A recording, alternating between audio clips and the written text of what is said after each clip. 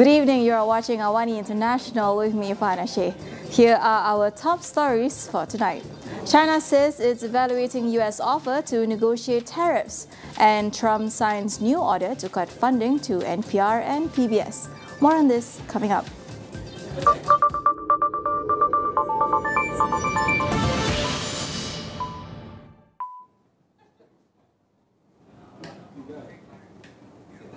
Here are our top stories for tonight. Now, Beijing is evaluating an offer from Washington to hold negotiations on US President Donald Trump's reciprocal tariffs.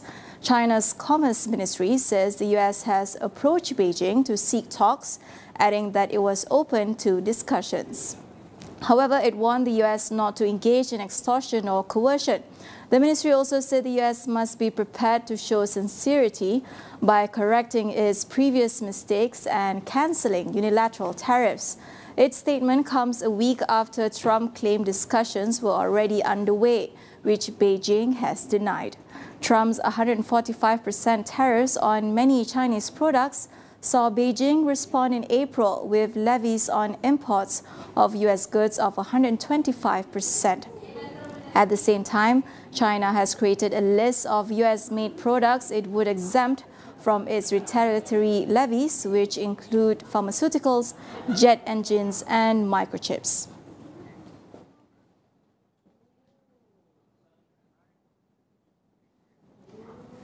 Now, moving on, just over 100 days of his second term, President Donald Trump has now signed a new executive order that aims to cut funding to news outlets Public Broadcasting Service, or PBS, and National Public Radio, NPR, accusing them of being biased. The order instructs the Corporation for Public Broadcasting, or CPB, which distributes funding to the stations, to cease direct funding to the maximum extent allowed by law. Trump's May 1st order also seeks to cut off indirect funding, ensuring federal funds aren't used by any of CPB's recipients to support them.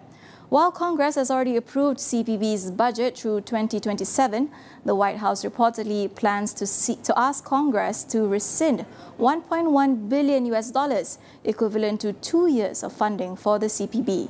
NPR and PBS have warned that such cuts would severely impact their ability to deliver trusted news, especially to millions of Americans that rely on public media. Trump has often clashed with media institutions, recently ordering the shutdown of state-funded outlets like Voice of America, Radio Free Asia, and the Middle East Broadcasting Networks, accusing them of being left-leaning or biased against him. This has prompted human rights advocates to raise concerns over free speech and economic freedom.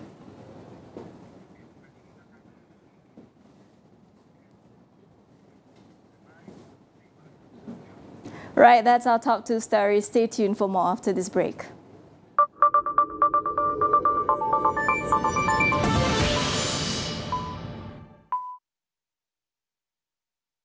Kencang-kencang, kencang, kencang-kencang, kencang, kencang-kencang, kencang, yeah. Satu family, semua boleh guna. Apakah Wi-Fi-nya? Wi-Fi kencang, itulah jawapannya.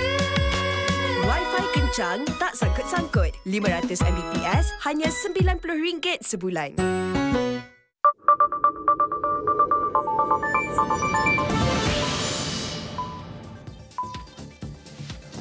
Welcome back.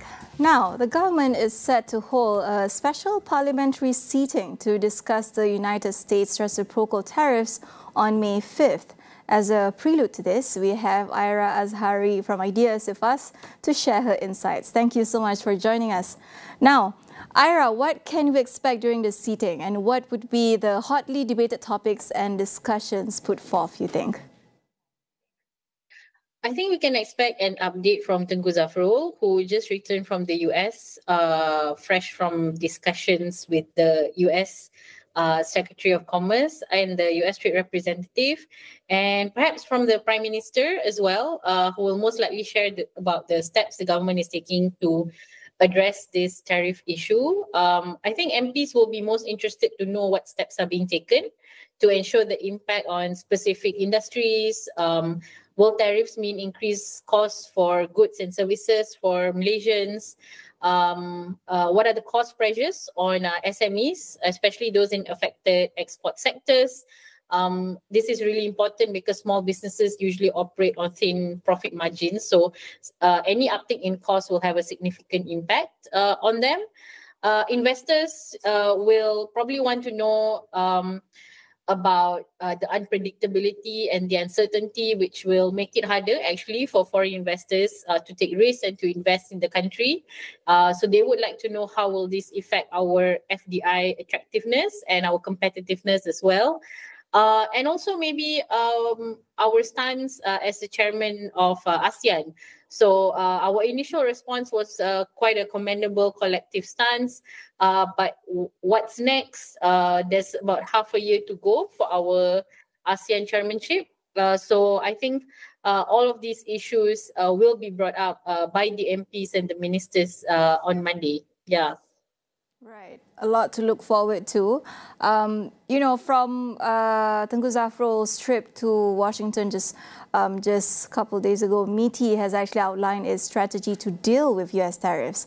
But what does it entail, especially when it comes to reviewing certain industrial policies? Is there a specific sector or area that we need to look into? So I think MITI's strategy in response to the US tariffs have been to focus on the broader goal, which is to manage the systemic uncertainty while at the same time safeguarding our export competitiveness and also our investment climate. The National Geoeconomic Command Center, the NGCC, which is MITI Stakeholder Task Force, has already been activated. I believe that the NGCC has already met. So this is a good early step in a longer-term recalibration of Malaysia's trade and industrial strategies. But we must remember that this is not simply about negotiating tariff relief, but also about adapting the broader trade architecture and signaling openness to reform. So MITI hasn't actually spelled out targeted sectors for reform, but they have mentioned several areas that have emerged as focal points. One of them is to reduce the bilateral trade deficit, and then addressing non-tariff barriers, strengthening technological safeguards and security, and also exploring the possibility of a bilateral trade agreement. I think Tengku Zafrul also brought up the issue of economic security as well. So yeah, I think in the field of agriculture, especially non-tariff barriers has remained a concern. There are many procedures and measures that are quite complicated still in the agricultural sector, which maybe this is a good time for Malaysia to think about improving this.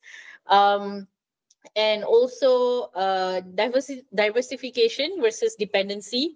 So one of the issues is the trade surplus with the US, which has reduced to $25 billion over the years. But this trade surplus still makes us vulnerable to political pressure from the US.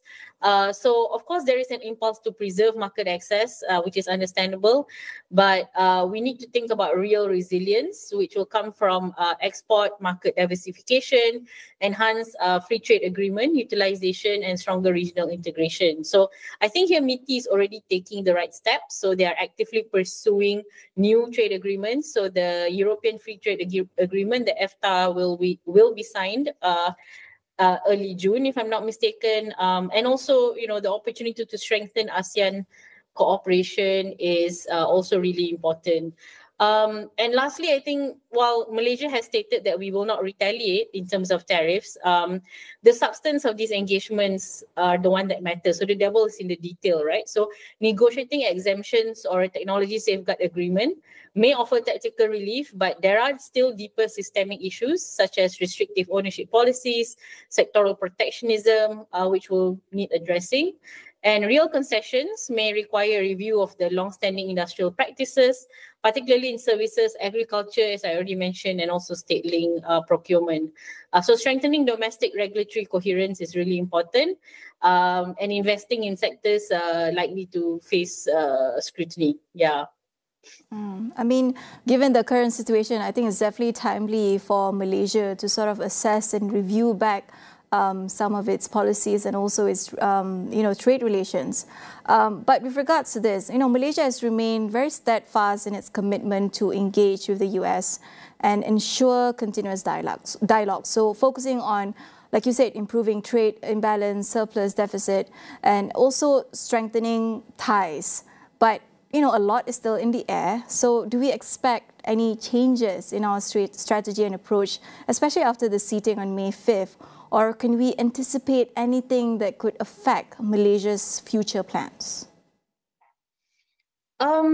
To some extent, it will depend on what the responses are from the other MPs on Monday. Tengku Zafrul has already kick-started the process of discussions, of engagements with the USTR, and he has mentioned that negotiations will start soon. I think there probably will not be a complete overhaul or a complete pivot away from our national priorities in terms of trade and investments. We already have some core frameworks in place, such as the National Industrial Master Plan, the National Semiconductor Strategy, and the NETR, which do provide a clear forward direction. But who knows, there may be adjustments in how Malaysia approaches sector-specific reforms, especially in sensitive areas such as agriculture and technology. The NIMP already focuses on addressing many of the right issues, such as supply chain gaps, industrial upgrading, and export diversification. The changes will likely be about how we implement these priorities more effectively. So I think after Monday, we will need to firstly pay attention to what the other MPs are going to bring up in Parliament. My sense is they will be concerned about how it will impact their constituents in the long run. But I also don't feel that the government is going to sort of move away or come up with a completely new strategy. They're still going to stay on track to what they want to say. Right. Thank you so much, Ira. And May 5th is something we have to look forward to.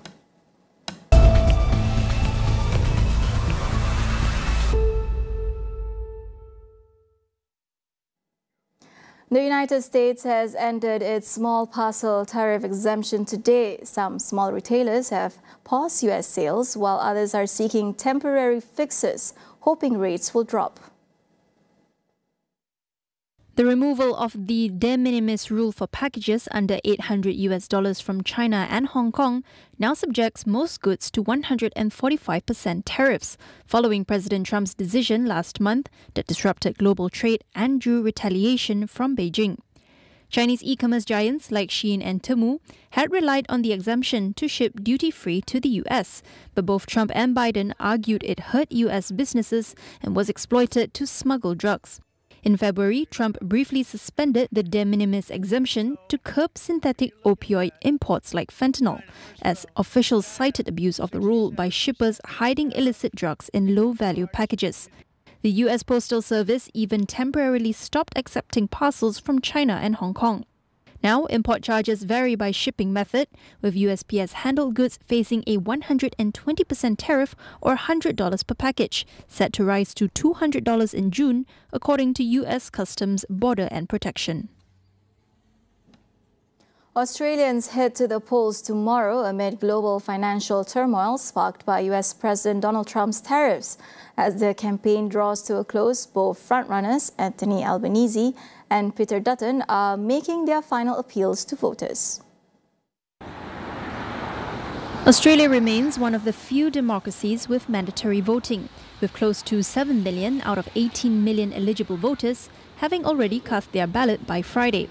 Similar to Canada, where Trump's tariffs boosted Prime Minister Mark Carney's political standing, the US president's disruption of global trade coincided with a rise in support for Albanese. Opinion polls already show Albanese's centre-left Labour Party leading the Conservative Liberal National Coalition on a two-party preferred basis. Polls also show that Labour could find itself leading a minority government, but the party has largely lost support among voters, increasingly concerned over how the government will handle Trump. Research foundation Lowy Institute found last month that only 36% of Australians expressed any level of trust in the US, the lowest in its annual poll's two-decade history. That wraps up Awani International. Stay tuned for reports on the rivalry strategies and the shifts behind the power affairs driving the new global order. Visit international.astrawani.com for more.